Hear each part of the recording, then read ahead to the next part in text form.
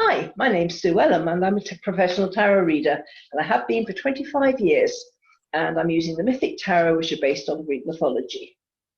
And I'm Carrie Beleno. I am an intuitive Reiki master teacher and spiritual life coach. I was thrown a little bit by the word because this has come up multiple times this week for me. And clients, and there's the cat again. So it's a thing. The word is addiction. Addiction. And we are seeing so much of that right now with this pandemic. And in general, it was happening before the pandemic. It just accelerated it. And you know, overdoses and suicides from addiction and people giving up and all of that is happening. And so, okay, so here's how I'm feeling this one needs to run. I'm going to give this couple of sentences and then you do your reading, and I have a feeling there's something I'm going to have to add to the end. Okay. So we'll see how that works. So the one thing I want to share is that our souls are all joyful. I do not believe any soul is evil or dark. Our souls are all light and energy. And what we do with them in our human body is, you know, with our human choices is sometimes questionable. But our souls are essentially joyful, a little bit different. Some are happy, some are humorous, all in the same kind of. And when our soul communicates to us that joy and tries to get us to hear it and respond through our intuition, through our heart, through our emotions, through our, you know, our intuitive choices, and we fail at that somehow, we don't listen, or we make choices that create emotional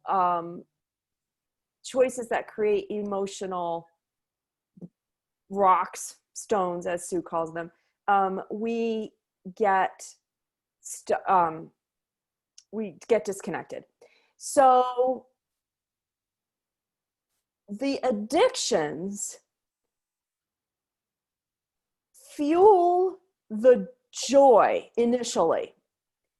They fuel us to get closer to that joy or that humor that is our soul. So it either releases our inhibitions or it dulls our concerns and our worries, or it releases some kind of serotonin, like if it's a shopping addiction or a food addiction.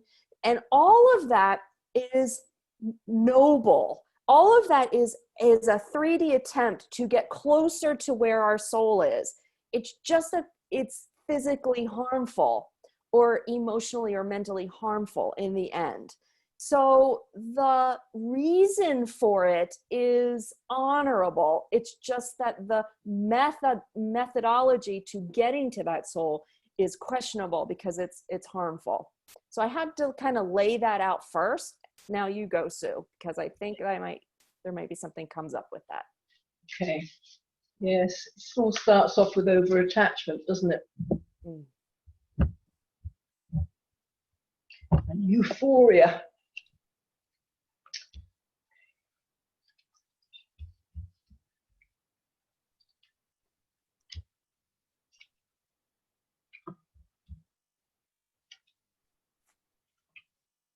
Okay, well, we're starting off here with the Seven of Cups. She says there's lots and lots of opportunities for addiction. This life you can have addiction to drama, addiction to fear, addiction to drugs and alcohol, addiction to another person. There's so many forms of addiction, and we can pick our addiction. And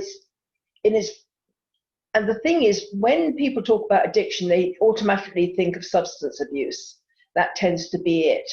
But there's so many more subtle addictions out there that you wouldn't term it, you know. So you think, oh, that's okay, you know. But it really isn't. Anytime we're over attached to something or attached to an outcome, that can be can take us down that slippery slope to addiction. We're addicted to always being in control of things. We're addicted to always having things exactly the way we want them to be. There's so many subtle forms of addiction. We've got the Three of Wands, and this is about, sun shining here. This is about getting money and resources and getting things coming in, but we're meant not just to have things coming in and then hold on to them, on an energetic level. We're then meant to work with them and let them move through. So everything that comes in, we're meant to utilize, not get attached to. And then it's a lot of hard work to keep ourselves free of any form of addiction. It is because our society, is built on addiction. Not all societies are built on addiction, but ours is, including yours as well. Addicted to power, addicted to money. There's so many things going on. So this is actually you needing to move things through, because otherwise we end up with the Five of Wands, and this is things not happening in the right way. It's a battle with material reality. So whenever we are addicted to anything, whenever we have a real need for something, not a want for something, but a need for it, as though our life depends on it, it causes problems, because it creates energy dissonance within our households, within our working environments, within ourselves. And so life becomes more difficult. Things start not to work properly because we're not going with the flow. We're trying to make the world revolve around us and our needs, rather than fitting in with what the world is, what the universe is sending us. We're telling the universe how we will accept it. And it creates a blockage. I remember many years ago, I had a client, and she'd gone through a very messy divorce, and she'd actually given, when she got married, she'd inherited some money from her parents, and she had invested that money in her husband's business and supported her husband and things. And then they got divorced, and he refused to give her the money back, money that was rightfully hers. And I was trying to help her through and how to get money kind of flowing in her life. And she said, well, I've tried this visualization, everything, it's not working. I said, well, how are you visualizing? So, well, she said, I'm seeing him coming to me saying that, for the love we used to share, here's the money. So she was trying to manipulate him to give her the money in a certain way, and that was the only way she was going to accept it. The fact that that same amount of money might come from somewhere else or anything, she wanted him to come and declare certain things along with the money, and that was what was blocking it.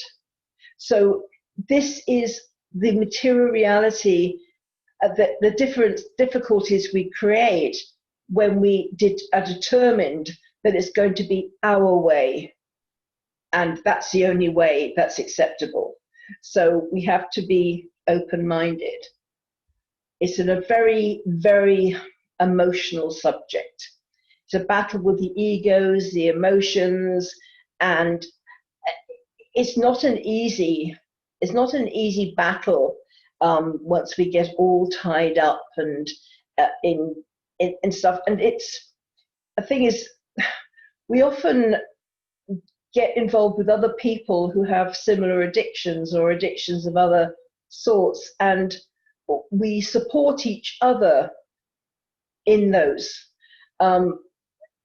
And it makes it difficult to heal when you're talking to people that haven't healed themselves, because you know it does it. This is such an emotive subject, and we need to learn to be kind to ourselves. You know, it's like people saying, well, I need to exercise. And and I remember went away for meant to be a fun and fitness weekend. This is years ago, and there was a couple of women that were very, very unfit, and they decided they were going to get fit in a weekend, and they did everything. You know, it's like they jumped and they went to all these classes. By the end of the weekend, they couldn't move.